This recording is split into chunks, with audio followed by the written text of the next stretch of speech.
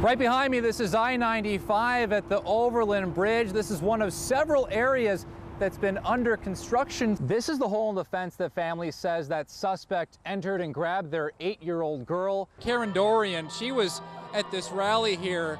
Karen, talk about what the atmosphere was like when they made the announcement that this passed. Her son was traveling with 2 others here on Duval Station Road.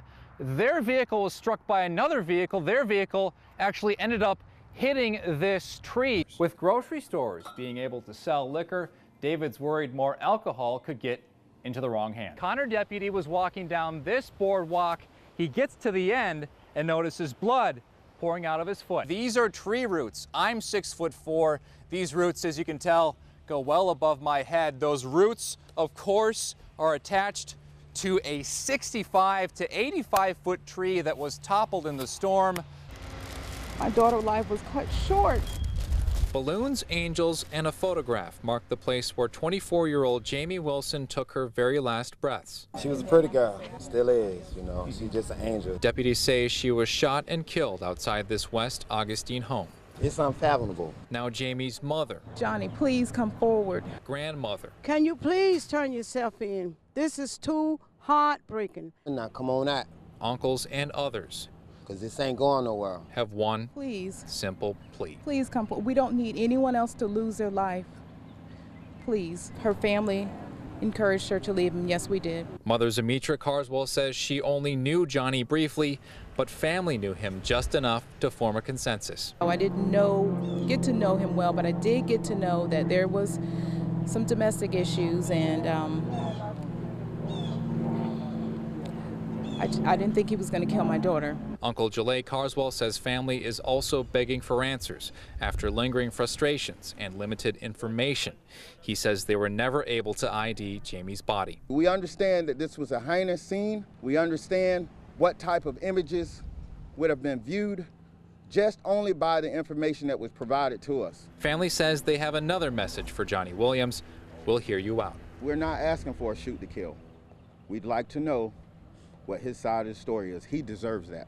After a daughter, granddaughter, and angel was taken without warning. I don't understand this, but I'm leaving in God's hand, and you know, that's all I could do. Squeeze your abs, engage that core. Where many families share flesh and blood, It's a community, it's like a family, and it's certainly a family here. CrossFit families share sweat, Good, Lori, there you go. and this week, tears. Is everybody ready? Right off the bat, we just became immediate friends. CrossFit Camden owner Dave Schumacher says in just 6 months of the intense fitness regimen, Suze Kilner stood out. Came in here every day, worked so hard, always had a smile on her face. Super, super great person, loved everybody, everybody loved her. Sunday afternoon, the mother of 4, originally from Australia, was biking with her husband on the McKay River Bridge in St. Simons when she was struck from behind, the driver fleeing the scene. Suze was pronounced dead. It's like a family here. It's like losing a family member. It's the kind of pain that you just never, ever want to experience. I literally fell to the ground at one point. Dave says continuing CrossFit classes seemed impossible, but then he thought about Suze. She would really be pissed at me if I didn't have these people come in here and work out. Plank it out, good, all the way full range. And through the pain and the tears, Dave held CrossFit classes. I think Suze would have been a little upset if we'd have stopped and not had a class. Workouts now dedicated to Suze. One of my coaches was telling me last night, like, man, my abs are really, really sore from the workout we did for Suze, and I bet she's just up there laughing. While the CrossFit family presses on, Dave wants drivers to hear this. You need to slow down. You need to pay attention to what's going on. There is nothing that pressing that you need to get to or do.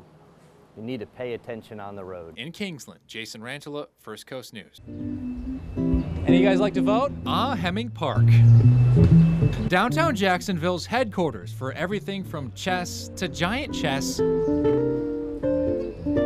and just general unwinding during midday of a work week. The perfect place to bug people with political questions, like who they want to see in the White House. Would you like to vote? It's a fun part. Respondees at first were slow. Completely scientific. Hey, who wants to vote? We got a marker. Before hitting us like waves. I do. Who are you voting for? It's really easy. I want a female in office. It was fair to say support for Hillary Clinton started early. I am going to vote for Hillary. Seems like the most practical thing that aligns with my ideas. I have a mother, I have a daughter, so I'm for a leader, a woman that's a leader and that's trying to help the people. I'm for it any day. So let's go with the old man. Bernie Sanders also receiving support right out the gate. Could you write it in for me? Same with Donald Trump. With Congress behind him and the Senate and everybody else behind him, it should be a change. I don't agree with everything he says, but to me, a businessman would always make a difference, especially when it comes to the economy. Donald Trump, definitely not. But what about Cruz, Rubio, and... How you pronounce that? Kasich? Yeah, I'm a Cruz man just because he's a constitutionalist and limited central government, and I believe that's the way the country was founded and should remain. Of course, not everyone has their mind made up. The rest of them I don't know anything about, so I couldn't tell you. After more than an hour of polling in the midday heat, we call it a day. As the sounds of the parks play us out.